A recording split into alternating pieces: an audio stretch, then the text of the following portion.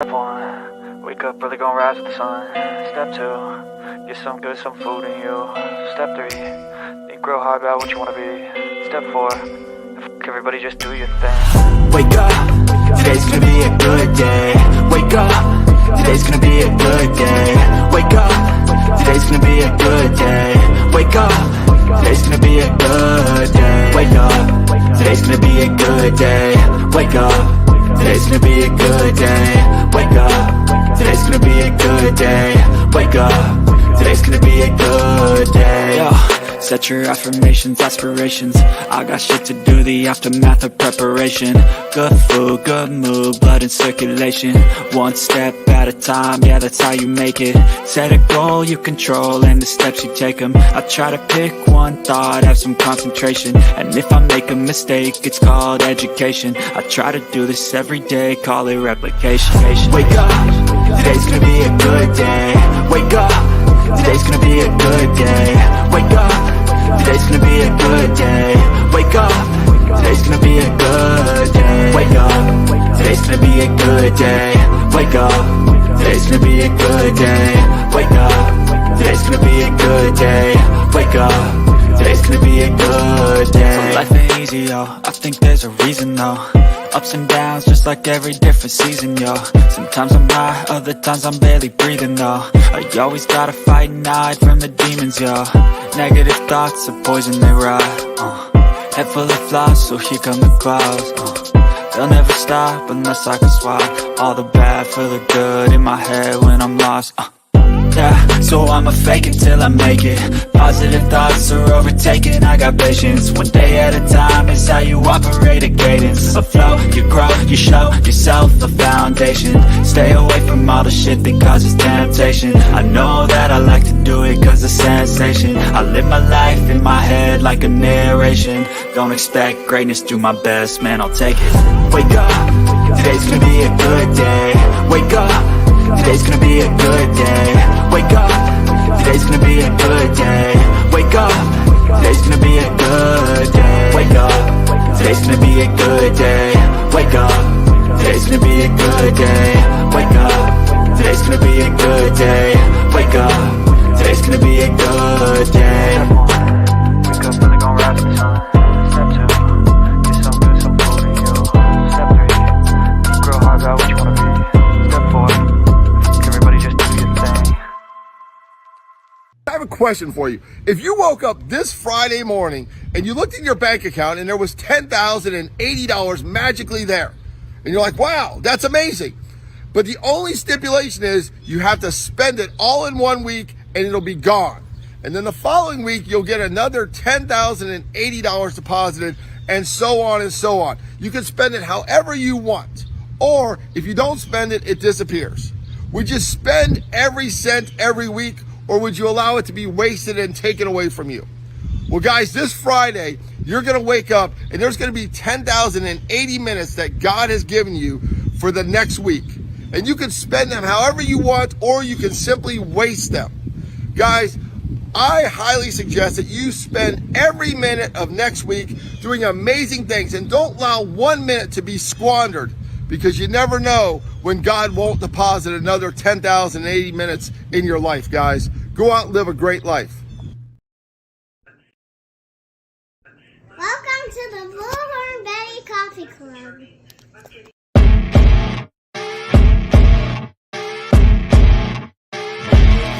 As you wake up in the morning, you want to find the latest, greatest information about criminal cases and have an intuitive conversation about the suspects associated with these cases. Head over to the Bullhorn Betty channel on YouTube.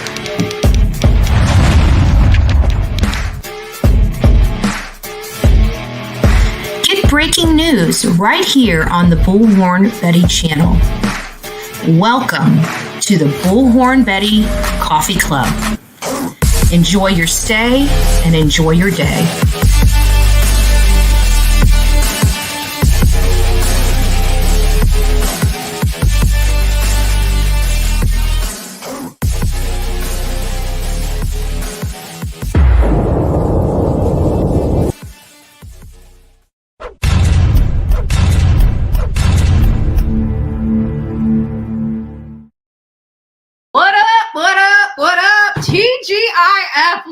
Holy smokes, guys, we made it. It is officially Friday. Should we say it louder? It's Friday! No, okay, I'm done. I'm happy it's Friday too. I'm happy it's Friday. I get the day off, right? I get a weekend off. I've been forcing myself not to work so hard and to take weekends off, even though I keep wanting and probably will start implementing weekends back in, just because when I'm here, I like to work. And if I'm working, I might as well be working with you guys. Everyone here knows that at the beginning of June, believe it or not, it's at the end of June and I'm just now getting my request. But at the beginning of June, actually, I think the request actually came in at the end of May.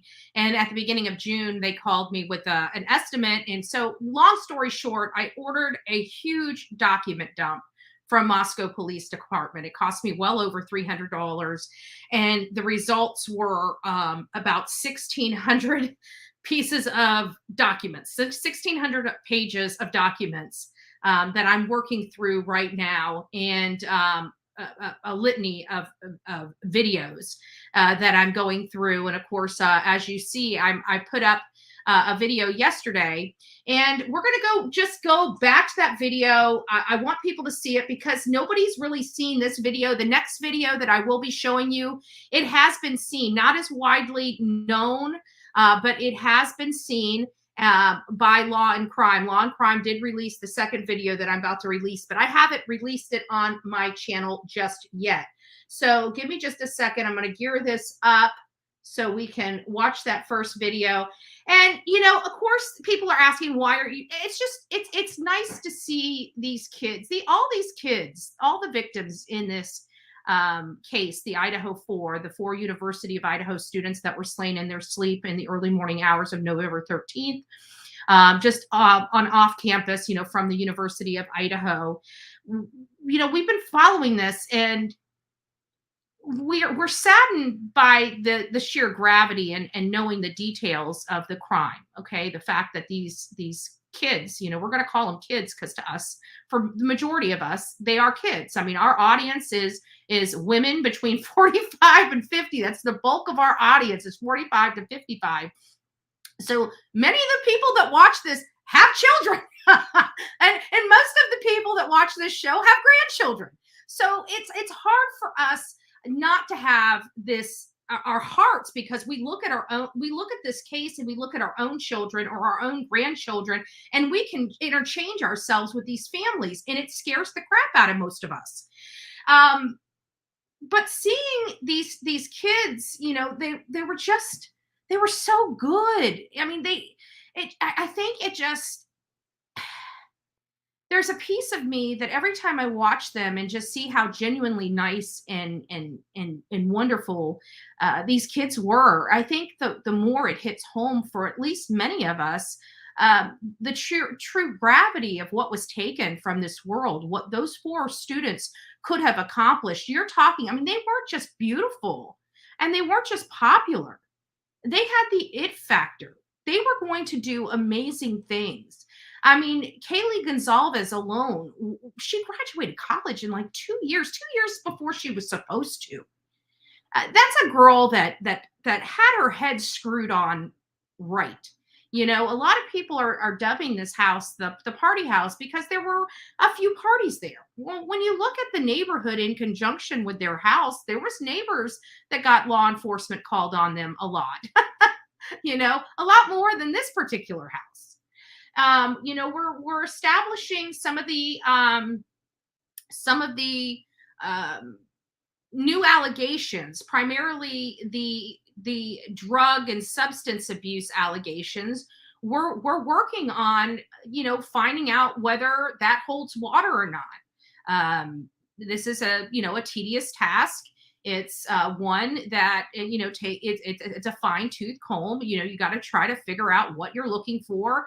And every time I get a document request, another 1 or 2 more document requests go out because I need an explanation on stuff. So while I have 1,600 pages of documents and a litany of videos, there are other information that I need before I can release it. So we have a whole, idea of what the context is behind it. So without further ado, I'm just going to go ahead and pull up the video I did yesterday with Ethan Chapin. And again, just he's a kind soul. He's just these kids were so genuine. They were just so genuine. So good morning, Mac J, Sonia, Southern Grammy Wolf. Good morning. Good morning. It's TLC BH, the real Slim Skittles. Lord have mercy. Eyes. Let's focus. Twin Mom, Cool Gamer, Sweetie Pie. It's nice to see you all here. Pen 1010, GG for life. Holla Girl, nice to see you. Earls, it's nice to see you in the house. Miss Potty Mouth, great to have you. Ellie Mae, nice to see you. Kathy, Allie, and I'm going to try to scroll down to the bottom so I can say hi to the late people like Dumplin that listens to me to fall asleep. Bullhorn Betty gives me Z's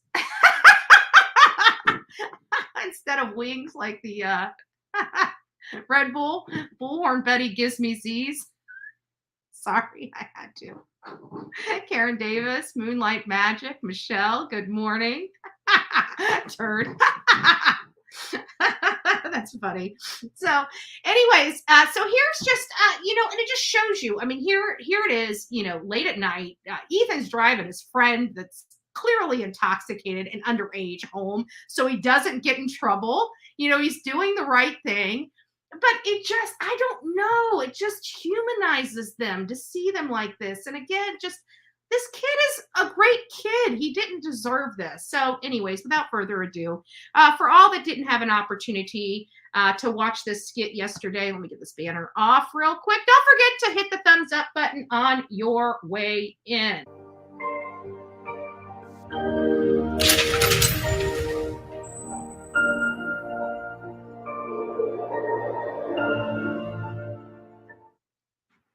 On January 28th, 2022, Ethan was driving a Subaru bearing Idaho license plate with a taillight out.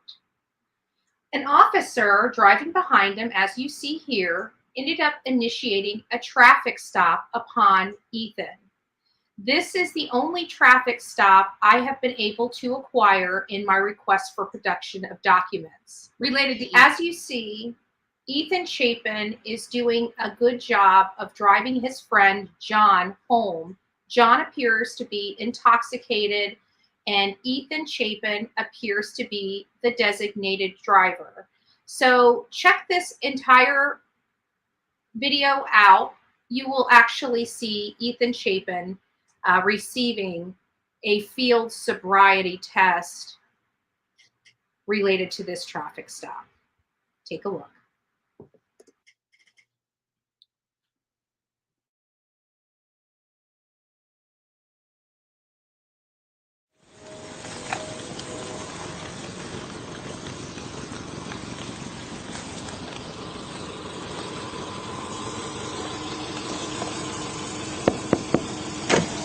Hello. Hey, man. The reason I saw. Do you guys notice the first thing the officer does with the light is go to the floorboards? Just FYI, guys, if you're in trouble, the last place you want to hide anything is on the floorboard of your car, because literally as soon as this officer, that's the first thing his light did. He scanned the very bottom of the floorboards as he was walking up. I just thought that was interesting and wanted to point that out. Stop your man, your tail lights out. Yeah, I know. This is my buddy's car. Okay. Just driving it. Okay. People around tonight. Oh, sweet. Yeah. That's awesome, responsible. Do you mind if I see your license? I don't even have it on me. Okay. Right now. Is the registration? Do you know if the registration and insurance paperwork's in I there? don't even know that, to be honest with you. Yeah, it's not. Guys, I want to let you know that let's just take this back just a little bit.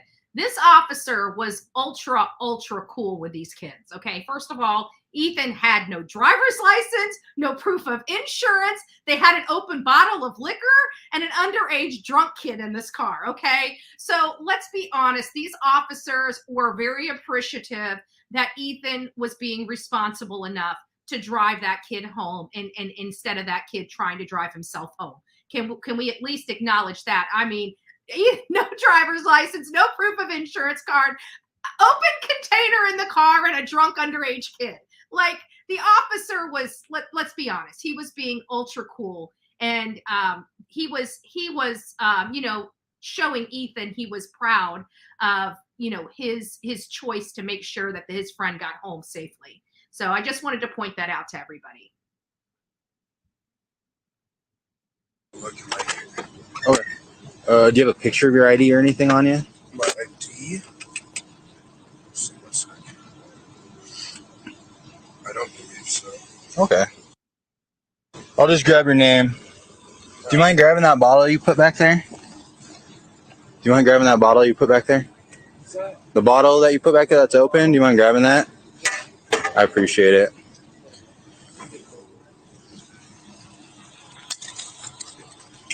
You don't have a picture of it? I don't think so. Cool. My name. Yeah, I'll grab your name. Okay.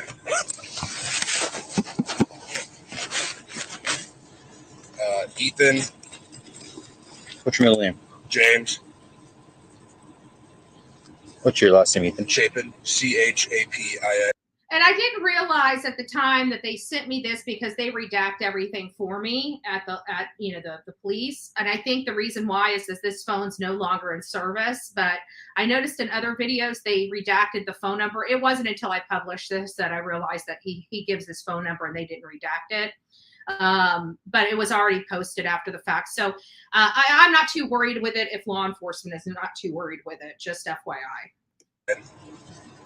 Chapin? Yeah, IN. Awesome. What's your birthday, Ethan? That they redact what they need redact just like they Awesome. And what's your current address here? Do you live in Moscow?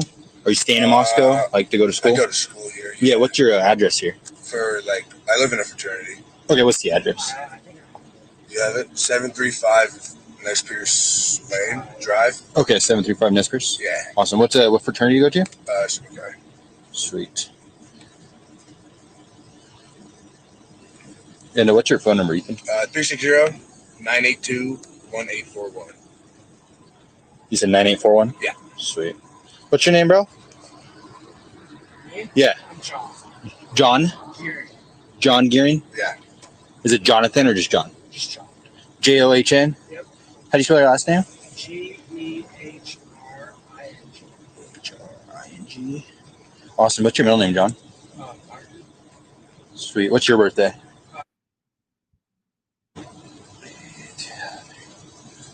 Awesome. Sit tight for me, guys. I'll be right back, okay? All right. Do you want to turn the car off real quick? Yeah. And then whose was this? They all say Okay. not mine, right? I love that. Doesn't belong to anybody in the car. So everything else checks out. I'm going to warn you. I know you're underage. Shouldn't be having this, right? Yeah. Okay. Okay. You could get a ticket for this. It's around a $500 ticket for a minor in possession, okay? John, you better hope So your let mama me just make ain't sure everything watching comes out the clear, and I'll get you guys out of here, okay? Because if she's watching the Bullhorn Betty channel, she just realized you were in the back of that car.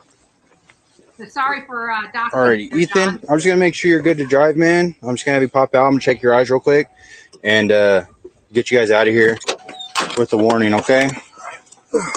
You said you have anything to drink tonight? All right. You're just going to stand with your feet together like this, your hands down your side, and just follow the tip of my finger with your eyes and your eyes only, okay? Just your eyes. Oh, sorry.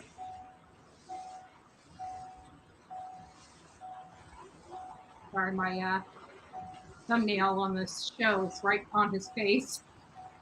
But I'll get you guys a different angle here. But you guys can go All right, watch you're it good. if you want to see it.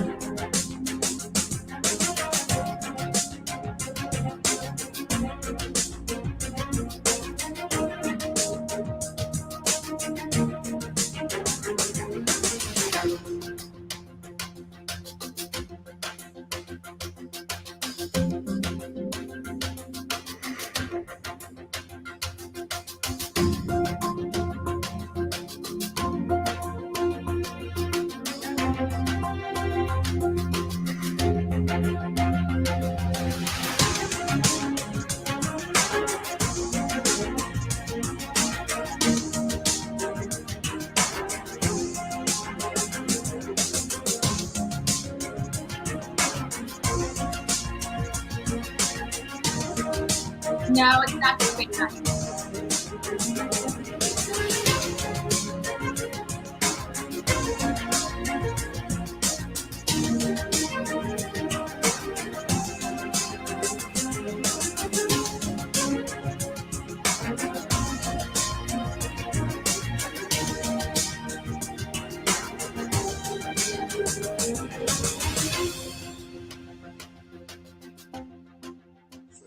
I appreciate you being responsible and driving. Just it's a big deal, man. Don't try to hide it. I saw you sticking it back there when I was pulling you over, okay? I'm gonna cut you guys a break.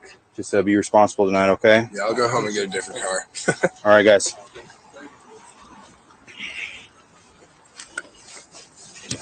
So again, just a sweet kid. He handled himself very well. He wasn't doing anything wrong. He was just trying to help a friend out.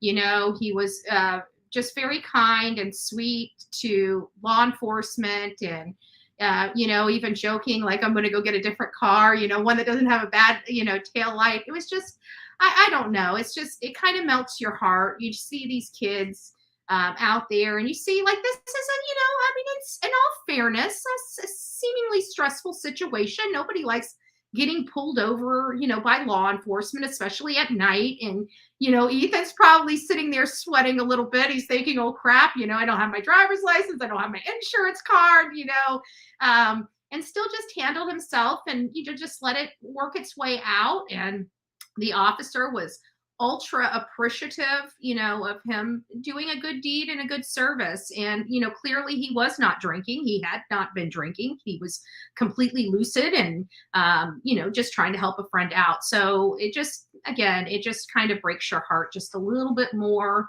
that these were beautiful souls. And I think that really is embodied in a lot of this, the footage that we've been putting out for some time. We've been kind of getting more technical with our, show, because we're in the kind of the thick of this, trial. We're all through the pre-trial motions and everything that's setting up for trial we're into right now.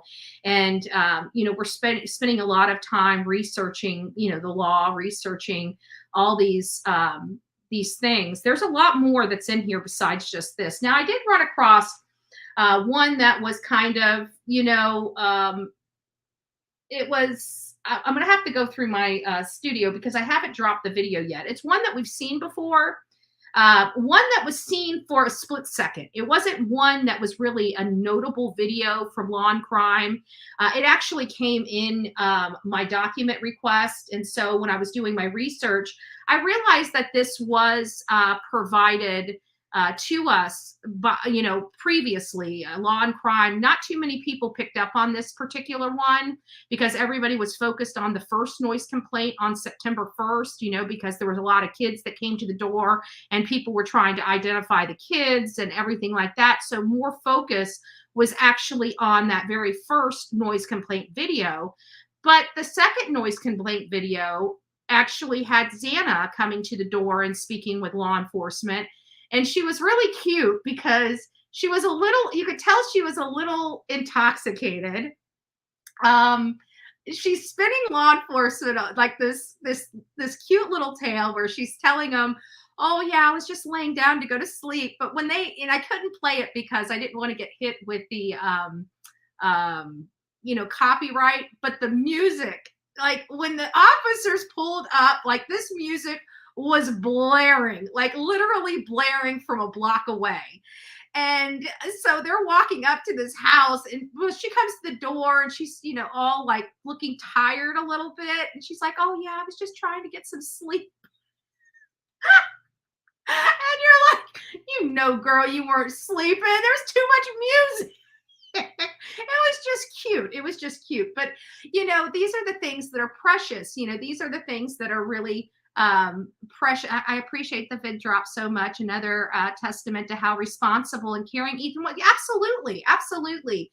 And all these kids were cute. Even so, I'm going to show you guys this. This hasn't dropped yet. It's going to be dropping. You guys are going to see it here. I mean, this is probably not the first. Many of you, it probably is the first time you saw this because, like I said, when Law and Order dropped this video, it really wasn't widely viewed because everybody was viewing the first one. So I thought it was pretty interesting and thought we would revisit this particular one. Let me get over there to it first, and then we'll play it. Hold on.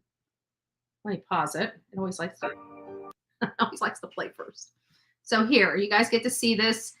This will be dropping right after we play it on here. It'll be dropping.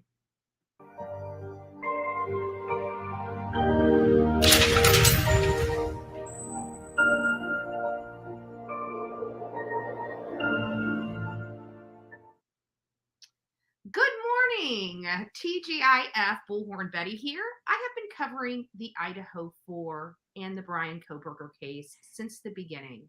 The Idaho 4 are 4 University of Idaho students. Looks like my twin. It looks like what I'm wearing today. On the outskirts of the University of Idaho in Moscow. They were killed on November 13th in the early morning hours, which they believe were between 4 a.m. and 4:20 a.m. On December 30th, Brian Kohberger was arrested and accused of killing the 4 students. He has since been extradited back to Idaho to face his crimes. We're scouring through a lot of information we weren't able to look at when this case was going at full steam ahead. Here is something I found. We knew that the law enforcement had been at the King Road property on September 1st for a noise complaint. And we saw and we put together, the one room where they got to see an angle and realized there was clubs in it. It didn't appear that there was a bed set up in it. A blonde answered the door. We saw Hunter come to the door. We hear them on the phone with Madison Mogan. Remember that? Well, there was a second trip to that house that night. And Xana answered the door. I've only seen this video only on one other YouTube channel, and that's Law and Crime some time ago. So we're back here revisiting this, and again, take a look. Hey guys, second time. I need somebody to come to the door. All right, we'll get someone to come in. Music stays off. Party's over. Yes, sir.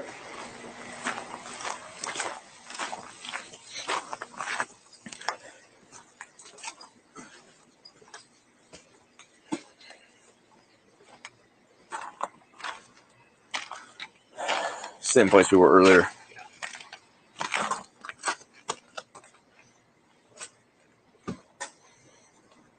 What was the name of the gal you talked to? Megan? Never information. Never cell phone number too.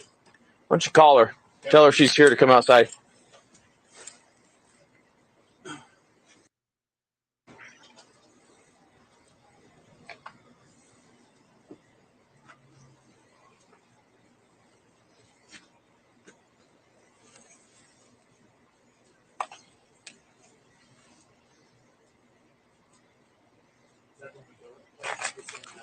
Yeah.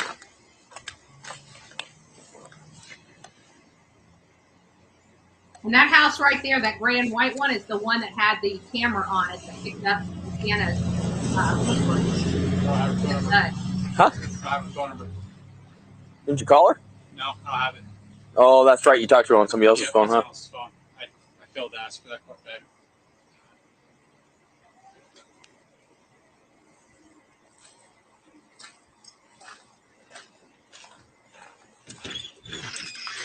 Hello, miss. Hello. What's your name? Xana. Xana, do you live here? Yes. Hey, did Megan talk to you earlier?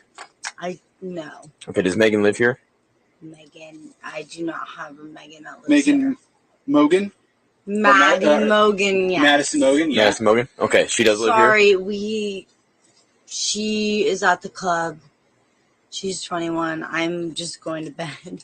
I have a couple friends over, but This is my ID. Have you talked to Maddie tonight? Yes, I have. Well, she's at the corner club. Okay. Did she tell you anything about anything that happened earlier or anything like that? Honestly, not really. I've just been here the past hour. Okay.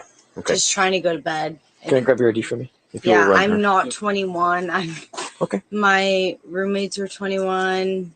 I just came to go to bed. We're not here to talk about the alcohol stuff, okay? Okay, yeah. But this is the second noise complaint we've had here tonight within 2 hours. I'm sorry okay? about that. So this time it was the blonde gal and the guy on the back porch playing music, okay? So I sincerely apologize about okay. that. I'm just going to bed. Okay. So just so you understand, you could be getting a misdemeanor citation for this, which means you have to go in front of a judge and explain why you couldn't keep the people in your house quiet. Okay. We've already talked to Maddie once and told her the same thing. Okay. The only reason she's not getting a ticket is because she's not standing here in front of me. But I'm telling you right now, if we have to come back, you're getting a ticket. Okay. So and you will have to go see a judge. I'm fine right now. You're not getting a ticket right now. I'm just trying to go to bed right now. I mean, I understand you guys. You're coming here. I'm just going to bed. Okay.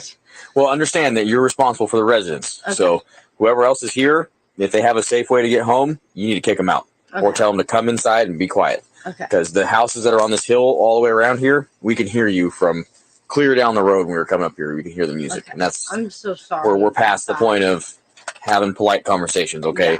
Because neighbors are being kept up. Okay. I'm sorry. It's just like, yeah. So the blonde gal and the guy up there, are they roommates too?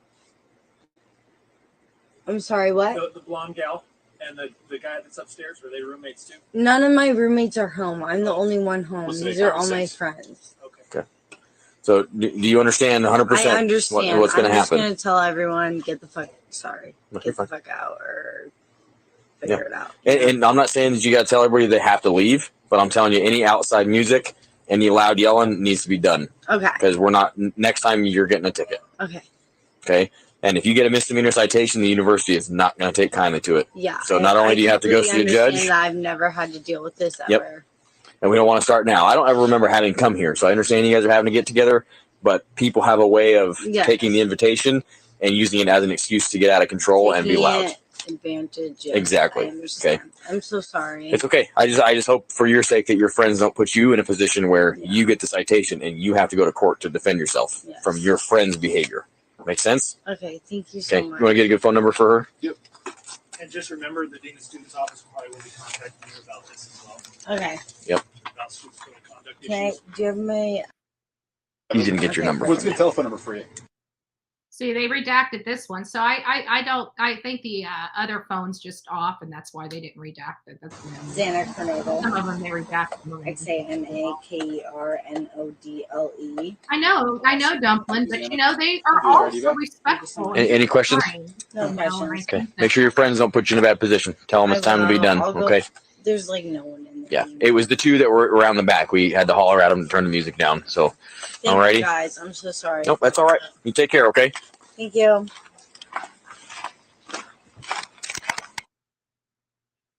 So what do you think about that? I don't know. I'm curious about these girls. They just seemed so full of life and, doing university stuff and getting into university type of trouble. Looking back, it's almost precious. It's almost precious. So just getting as much content out there, and it almost makes me sadder because I get to see them in the flesh and how they were. And, like even just seeing Xana like that, you could tell she was a little intoxicated, but she was just so cute, just kind of dancing with the law enforcement, and it just melts your heart. And it makes you feel like so much more was taken because it truly was. Don't forget to like, share, and subscribe to the. So that's the other one. That's the one that hasn't dropped yet, that I'm going to be dropping as we speak, like right now. It's going to be dropping.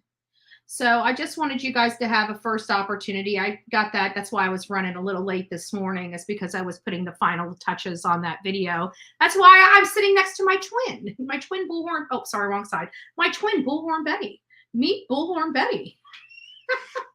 We decided to wear the same thing today. Same hoops, same glasses, same jacket, same shirt, same bedhead. So, it's really, really, really sweet. These girls, Ethan, they were just, again, just beautiful. And I feel like they would have accomplished so much that we just really, truly don't know the gravity of what was truly taken. I truly believe that. I don't think we know the gravity. I mean, these kids weren't just special in their families, minds and hearts. These kids were truly gifted and truly very, very talented and very smart. And of course, sweet, kind, genuine. It just feels like more was taken.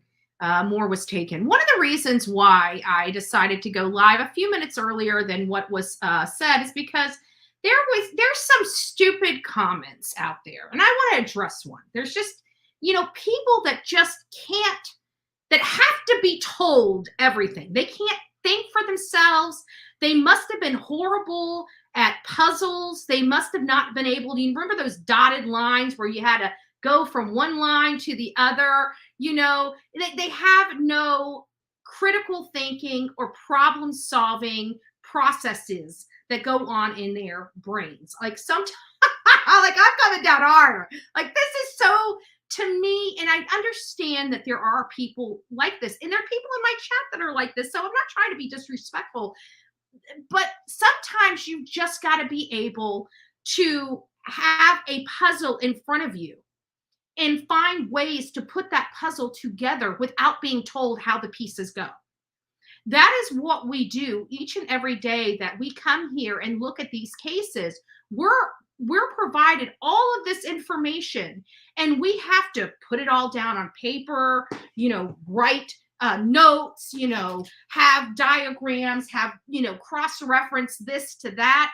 You have to be able to think outside the box to get from point A to point B without somebody telling you how to think or how to process the information. That's how we do what we do. That's what makes the difference between successful creators and not so successful creators, is how they're able to take a whole bunch of crap, take chicken poop and make chicken soup out of it. And it's how you do that. And here's a comment that was on Sleuthy Goosey's page that just, well, the person that wrote it, I have no respect for to begin with, but it just goes to show and helps me drive my point home when they say, we haven't even received, this is truly a creator on YouTube that says this. We haven't even received confirmation that the sheath belongs to the weapon yet. So because law enforcement has not told them that the sheath belongs to this knife, they're not even talking about it. They have to be told what to think. And that's how they're instructing their audience. And you wonder why people have these conspiracy theories, because these creators are not showing them that, this does make sense. 1 + 1 = 2, right? But they have to be told that. They can't put it together themselves. They have to be told by law enforcement that 1 + 1 = 2. If they're not told that it equals 2, then it might not equal 2. They might not equal 2. I'm serious. So we haven't received confirmation that the sheath belongs to the murder weapon yet. We're assuming it does. Yeah, that's kind of what we do here. When we have an equation or a math problem, we usually figure it out, right? It's called common sense and problem solving. We've been learning these things since we were in kindergarten of our school. Now, sorry for being sarcastic. We're assuming it does, but who knows what the medical examiner noted when measuring the wounds' widths and depths. All we know, the killer could have used a larger Rambo-style knife. Well, I hate to be honest. I hate to burst your bubble, buddy. But law enforcement has been pretty open and honest with us about the knife used and the size knife that they're looking for since pretty much November 17th, 18th, 19th of last year. Just FYI, this is truly a creator that wrote this. And it's a creator that's nasty to me. So naturally, they like to talk about Bullhorn Betty all the time and how stupid I sound. Well, that's one of the most stupidest comments I have ever heard in my life, literally in my life. Let's hear what the medical examiner has to say, since you couldn't go and find the video yourself. Can't make this stuff up, folks. You just can't. With a C, Mabbutt, M-A-B-B-U-T-T. And I'm going to ask you, how long have you been doing this for? I've been doing it for 16 years, and I just got reelected for another 4. So what is it that, or I guess, when did you get the call on Sunday? I got the call just a few minutes after noon that there were 4 homicides, but I didn't go to the scene because of law enforcement doing their investigation first. So I didn't actually go to the scene until about 5 or 5:30. Can you walk us through, like, for our viewers, kind of the process between when police show up and then you guys getting the bodies and doing your examinations? Sure. Well, law enforcement goes through and looks for any evidence, takes videos and pictures of everything in there, and they'll start talking with people. So I don't really need to be there for that. They can't move the bodies. I mean, the bodies have to stay as they were until the coroner gets there. So that's what my job is, to look at the bodies. As a coroner, do you guys do the autopsies and all that? No, we some do if they're an actual medical examiner, but we have forensic pathologists and we contract with Spokane to do that. So in your experience, what is it that you saw when you showed up? Well, there was a lot of blood. It's a very sad scene with 4 murdered college students. You're rolling all 4 deaths, homicides? Yes. Okay. And can you give us a manner of death? Yeah. I believe that the press release was that they were from a sharp object. So stabbings. Yeah, I will know more after the autopsies tomorrow. And do you believe this could be like a murder-suicide or? No, there are 4 homicides. 4 homicides. Okay. And when it comes to doing the investigation post-autopsy, that falls on you, correct? Yes, it's my job to determine the manner and mechanism of death. And then I know with toxicology results, there can often be, in Washington, a delay. So do you have any idea how long it could take, if those were relevant, to get any type of results back on that? Well, the toxicology reports, right, they usually take 4 to 6 weeks, sometimes longer. But they might, I don't think they're going to be relevant in the actual manner or cause of death. And do we know how long between the time of death and when police found them, approximately? No, I don't know for sure. Do we have like any, like, could it have been hours? Could it have been a day? Was it maybe close? Like, is there any sort of like time frame there? Not that I'm aware of. And you said the scene was really difficult. It's hard to hear the questions. Had to deal with before in Moscow? Since I've been coroner, there have been at least 2 other multiple homicide scenes that I've been involved in. So just got a few more minutes. Oh, it's hard to just single it out. It's the only one I've been to where there have been 4 people at one scene. There have been the other ones have had multiple scenes. And was anybody else injured, like any non-deceased people?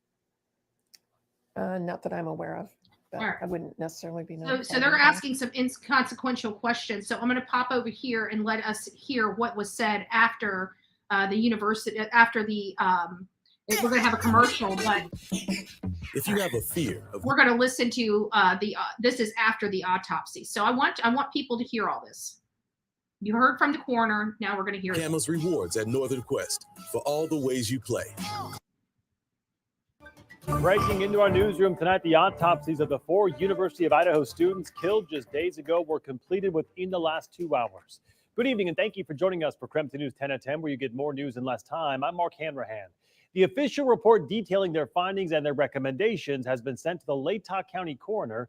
That coroner will be the one to make the official ruling on cause and manner of death. The 4 students were 20-year-old Ethan Chapin, a freshman from Conway, Washington, 20-year-old Xana Kernodle. Questions about the case.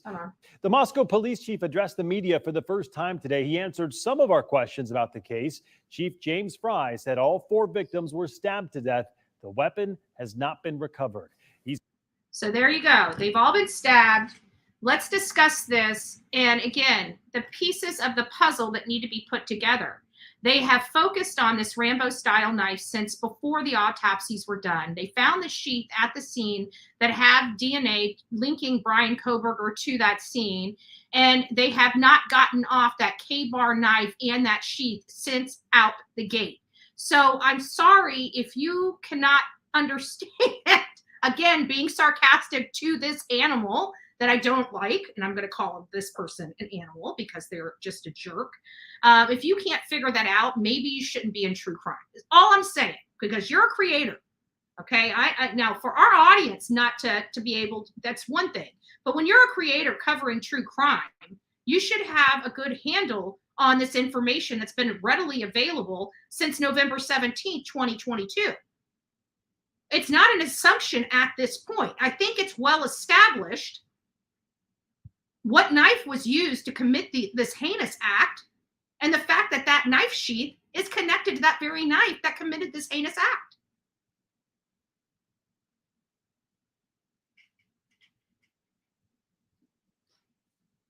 But go ahead and make another video about Bullhorn Betty.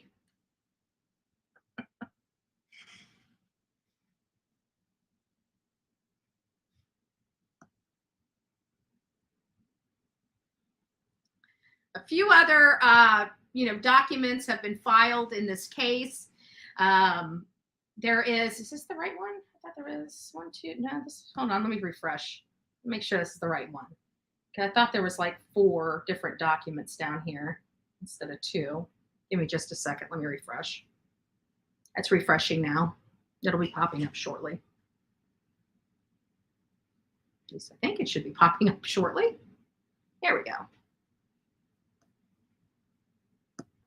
Should be several of them down here. No, I guess that's right. So they did an order to file. I don't know if this will pop up. They did an order to file, and this is basically an order from the judge. And it says, I hereby order the defendant's Exhibit A in support of defendant's motion to compel and second motion to compel shall be filed pursuant to blah, blah, blah. That Exhibit A is related to, I honestly believe it's the transcript. I think it's the grand jury transcript because it's under seal. And I think they're referring to it as the transcript. So I could be wrong about that, but I believe that Exhibit A, if nothing more, I know that Exhibit A does have, is related to the grand jury somehow. I just don't know. I think it's the transcript though, and that's why it's under heavy seal. The other document on here is the stipulation for preparation and release of the transcript and the record of the grand jury. So it sounds like they're stipulating, and a stipulation basically means that the defense and the prosecution decided to work together behind the scenes and hammer out the details and then approach the judge for an order of the court. And so the stipulation comes now the above named parties by and through their undersigned attorneys of record and hereby stipulate to the court for the preparation of a transcript of the grand jury proceeding herein except deliberations as contemplated by Idaho Criminal Rule 6.2. For permission for the state and the defense to obtain a copy of said transcript and record, including the items listed on the attached exhibit, which is submitted under seal, protection, confidentiality for its grand jury information.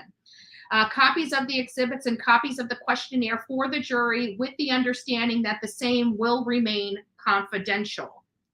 The Honorable J. Gaskell, Senior District Judge presiding over the grand jury proceedings, having already issued a May 16, 2023 order releasing records and proceedings pursuant to Idaho Code Criminal Rule 6.3c. So now we have the judge that was presiding over that grand jury, which was Jay Gaskell. I don't know if we knew that prior to, but according to this stipulation, we definitely have the judge that handled that entire grand jury proceeding. Now, again, Honorable Jay Gaskill, Gaskill, for those that like to do their due diligence and fact-finding about the judges and whatnot. The parties further stipulate that the records and proceeding of the grand jury may also be shared by defense counsel with its investigators and retained experts, with provisions that those individuals shall not be allowed to further disclose any of the grand jury material. So they're putting them on notice that the grand jury is, and of course, Exhibit A is under seal. So anybody that gets a hold of this would also be under this sealed record. So, and here is the order from Judge John C. Judge, accepting that stipulation from both the state and the defense. So there you have it. You're all updated. I didn't print these documents out because they really don't have a lot of information. It's just standard stuff that they're doing behind the scenes, as they're preparing for trial. And it's a good thing when the state and the defense can work together and not utilize judicial resources. One of the main things here in the defense and in the state and with this judge is maintaining the rights of the fair trial of Brian Kohberger. So the less that they have to deliberate in the public eye, i.e. with these hearings and the judge presiding over them, less that they have to do, the less factual information and the less of their hand that they have to show the other side as well as the public. Remember, every time they file a pleading, they're showing their hand every little bit because they're having to identify what they still need, why they need it. And this is creating an opportunity for the public as well as the state to kind of look under the hood, if you will, to see what the trial strategy is of the defense. We're starting to see it. We're starting to see what they're eyeballing and what they're setting their sights on to challenge. We know that they're going to be challenging the grand jury, the how they selected the jury. We already know that because they put that on blast, right? We know that. What else do we know? I mean, we know that the DNA, that the investigative genealogy, we learned that they did in fact use that. We learned that that is what triggered that Brady Giglio issue with the file. We realized that the informants, the confidential informants, so to speak, that we were asking, what are they talking about, is related to the multiple people, the possible familial link to Brian Kohberger with that investigative genealogy work and the building of the family tree that the FBI did to try to help hone in on who could possibly be the possible contributor of that DNA on that button of the sheath. So, and it's just one of those things, we do want, when we get to trial, we will be able to connect these dots. And I'm not saying that this whole thing about, we don't know if that sheath is related to this knife. I think at this point, with the multiple search warrants identifying the specific knife and sheath that they are looking for to confirm that Brian Kohberger purchased, I think it's a good indicator. Okay, I don't need law enforcement to come out and say the sheath went to the knife. You can look at what the state, what the police, these search warrants, what they're producing and what they're asking for. We can see very clearly that they've had their eyes set on one knife and one sheath. And they actually have the item numbers for both that they have been searching through subpoenas and other types of searches So this idea that the sheath and the knife don't go together seems pretty ignorant without trying to offend any of my audience that was thinking the same thing. But I don't think my audience was thinking the same thing. If you're watching the Bullhorn Betty channel, you're most likely realize that the knife and the sheath go together because we've been talking about it for so long. And not only that, we've already looked at all the search warrants related to it. I know, Mustang Sally, right? But hey, these other creators, these other creators, they wonder why they only have 1,000 or 2,000 subscribers. It's because of this nonsense right here. You actually have to look into it. There's a difference between being a talking head and sleuthing information, right? There's a huge difference. There's a huge difference. So, and that's what makes it good, because we take the information that we have and we present it to our audience in such a way that we don't have these issues where our audience can't figure out that the sheath goes with the knife,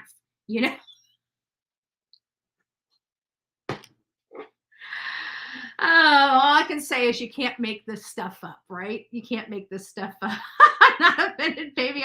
I think you're 100% right. So, I mean, I'm not trying to, but the reason why I picked on this person, in all fairness, I probably wouldn't even addressed it, but it's somebody that makes so many videos about me talking about how stupid I am all the time. Like, literally, they have nothing but hate videos prepared about me. And that was the most stupid, ignorant thing I think a creator that proclaims to be a true crimey, right? You can't even do that. It's almost, when we came out and told everybody there was a knife next to Brian Laundrie, right? Everybody called us a liar when we dropped that news. Everybody, law enforcement didn't say anything about a gun, right? And then it wasn't until like 6 months later, and it's like they come out with the autopsy, and it's like, he has a self-inflicted gunshot wound to his temple. And it's like, everybody's like, well, where the hell is the gun? Nobody found a gun. We're like, the gun was laying next to his body, as we stated months ago. And you guys called us a liar. And guess what? Not lying, are we? Right?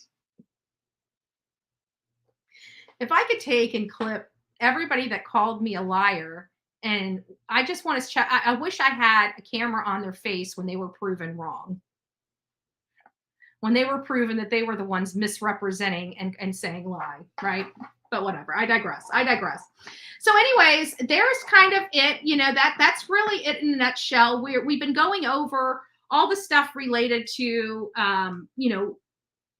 talking about this case and educating our audience on a bunch of stuff, like the timeline related to, was it the car that started directing them toward Brian Kohberger, or was it the investigative genetic genealogy? We've determined through public records that it was most likely the car that was identified first and that identified Brian Kohberger, as opposed to the investigative genealogy. And then we started addressing some of the issues in the objection for the protective order, where the defense started saying that there is seemingly no connection. No, they didn't say seemingly. They said there is no connection between Brian Kohberger and the victim.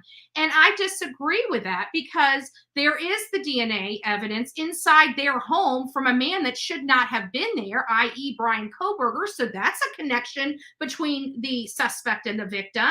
You have him showing up, and he was so close to the house that he was picked up on the flipping Wi-Fi. The flipping Wi-Fi picked his phone up. So that's a connection between the suspect and the victim. They have, through search warrants, identified that Brian had visited their home. Now, mind you, this is on a dead-end road. This is on a dead-end road. Let me see if I can find the video. Right? I know I've got to have the video on here. But behind their apartments, let me see if I can pull it up on, I can. I already got it up, because I was looking at the area. Okay. Okay, that's north. Let me get this off here. I'm going to put this. Okay.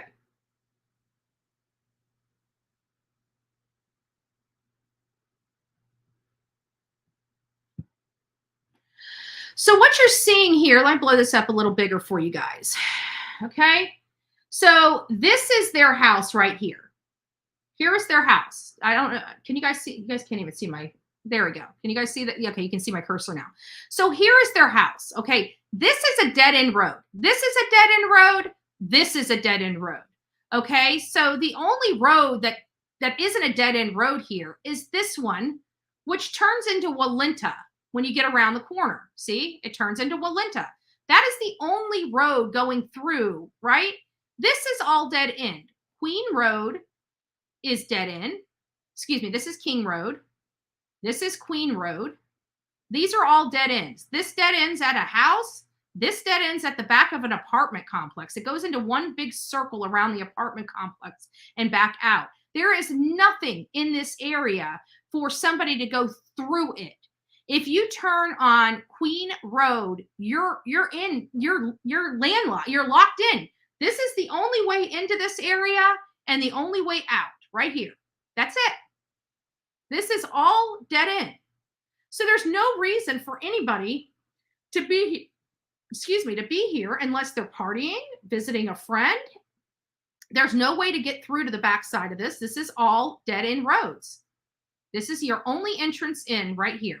Your only entrance in and out is right here. That's it. You have stairs right here that go to this parking lot here. And then you just walk up the stairs. You guys seen those when we were out there? We showed you that. This was the area that you saw them looking at the black light and potential blood. That was the apartment complex you saw the blue light at, where they were bending down looking at something. This curves all the way around, and this is a huge apartment complex right here. This is a huge apartment. So there's no reason for, like, if somebody turns down this road, they're locked in. There's no place to go. So he would have known that the first time. I don't know if he would have made that mistake or turned that wrong turn 10 additional times after that.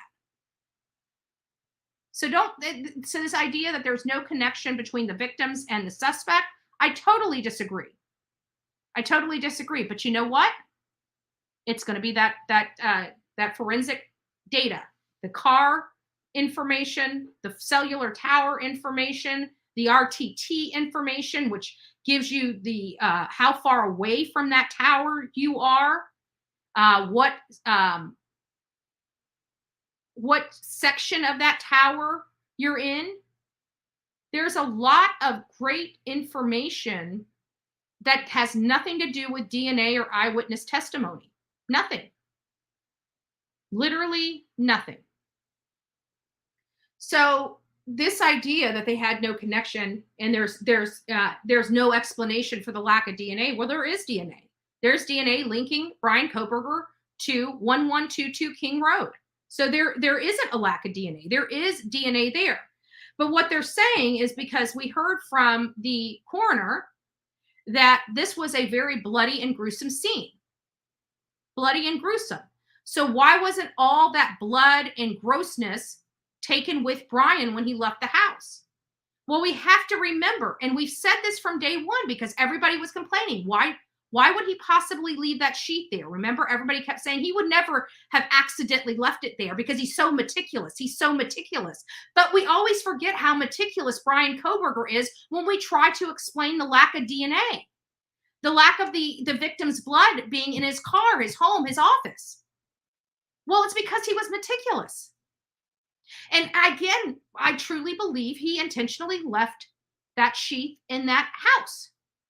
I do not believe that was a mistake. I do not believe that was an accident. I believe that was intentional because he was so meticulous.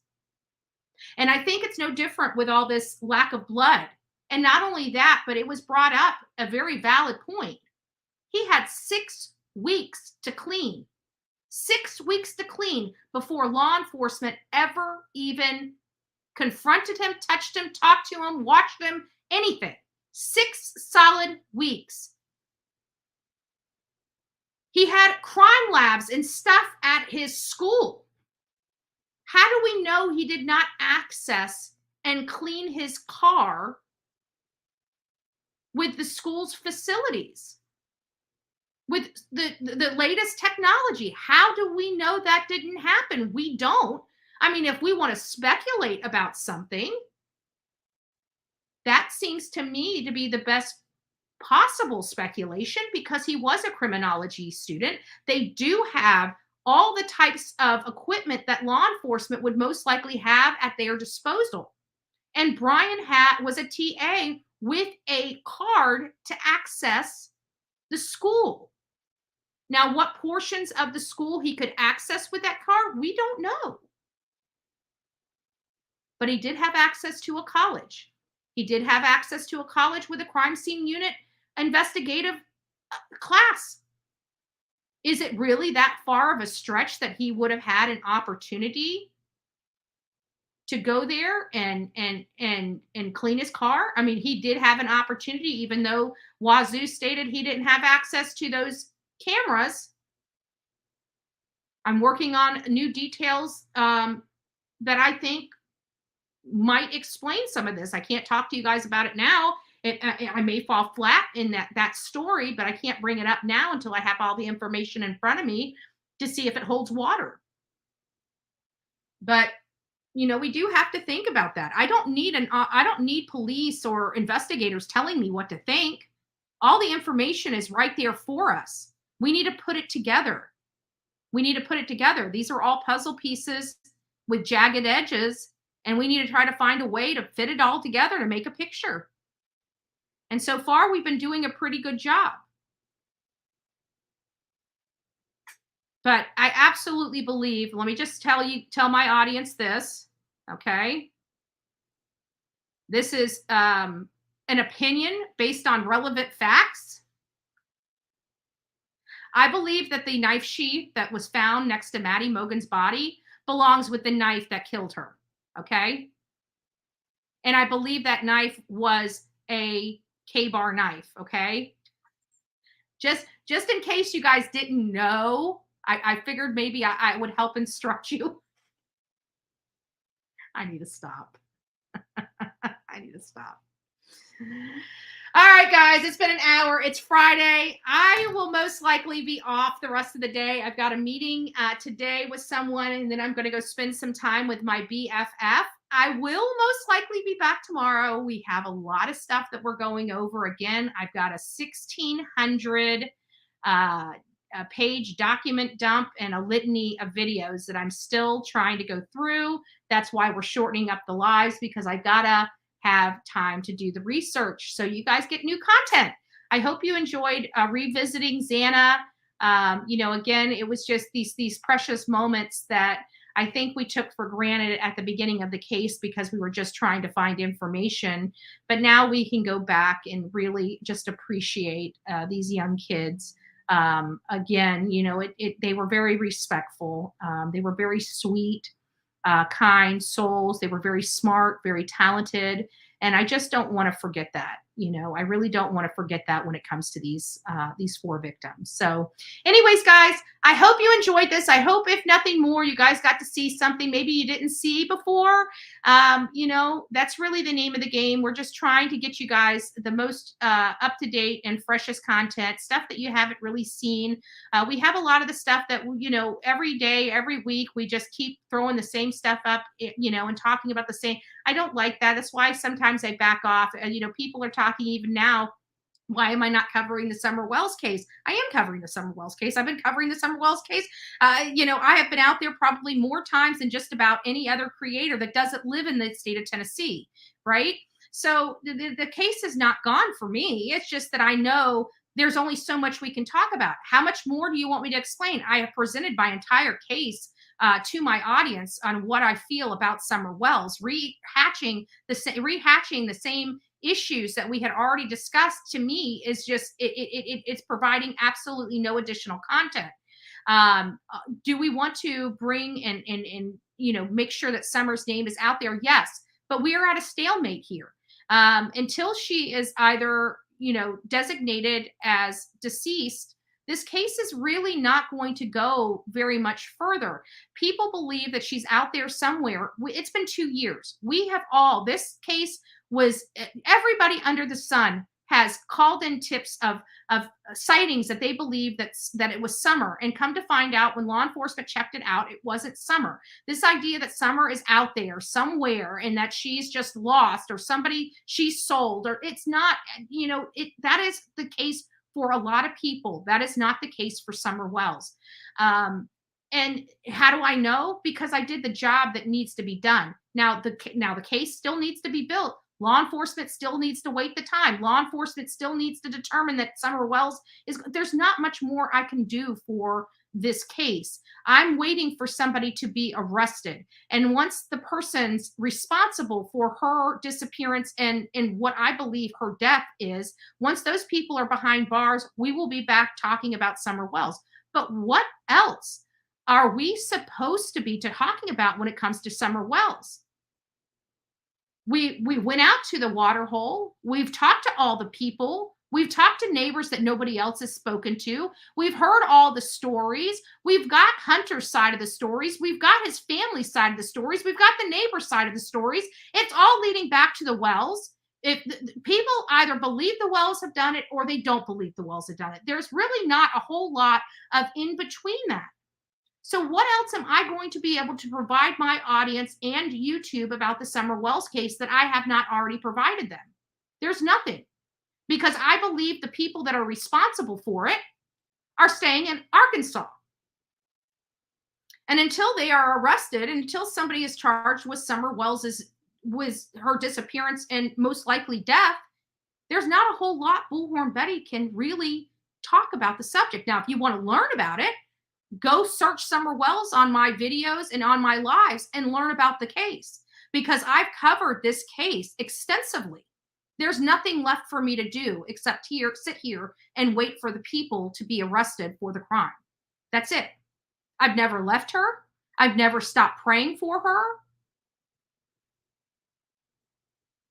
But what else am I going to cover? I'm not going to keep beating a dead horse of all these little facts. We have torn this case apart.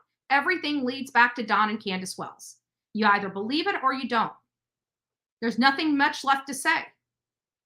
For me, I want justice for Summer Wells. I know what justice looks like for Summer Wells. She's not getting it right now.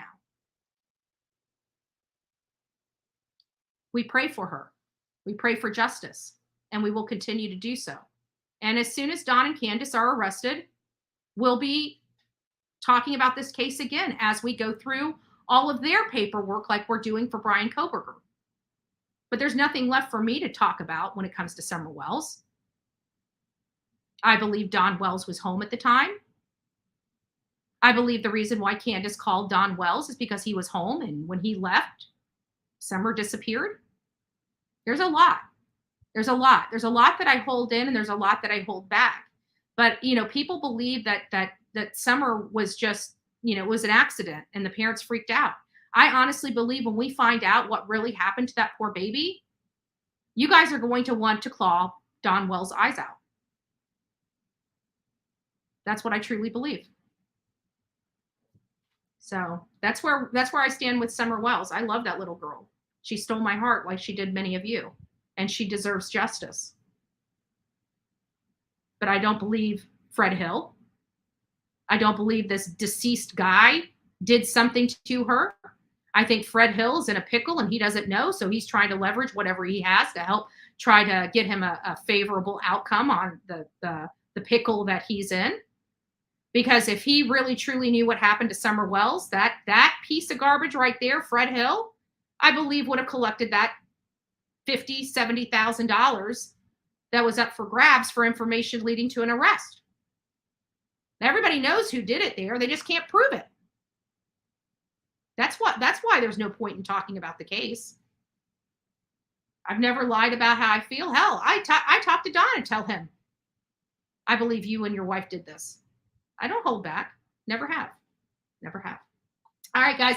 So that's the information that I have. I can tell you right now a few things that I noticed in the Idaho 4 that has never been released is the 911 call, the traffic stop of Brian Koberger on August 21st. And there was something else, the autopsy report. That's never been released either. The actual autopsy report has not been released. So we've got 3 things that we are eager to get our hands on, which we most likely will not be able to get our hands on. But again, if you can't, let me just tell my audience, don't let me let's make sure that Bullhorn Betty can't make fun of you, okay? For my audience, I want to save you from me poking fun at you. I love you and thank you for you guys taking it. But believe me, the knife sheath goes with the knife, okay? If you have to have somebody tell you that the knife sheath goes with the knife, here, let me help you out, okay? I love you guys. Have an amazing day. God bless each and every one of you. I'm going to be rolling out new content. I've got 2 other videos that you guys have not seen yet. I've got several other videos coming out that have nothing to do with it, but kind of do. So we've got stuff rolling out. This document request, the reproduction that I was able to get, we got a lot of good stuff. So I can't wait to start rolling it out for each and every one of you guys to see. This is content that was proffered. Other news organizations got it, but for whatever reason, they chose not to release it. It's being released. Peace.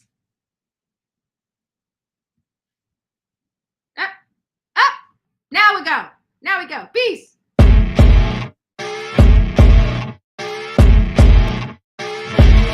As you wake up in the morning, you want to find the latest, greatest information about criminal cases and have an intuitive conversation about the suspects associated with these cases. Head over to the Bullhorn Betty channel on YouTube.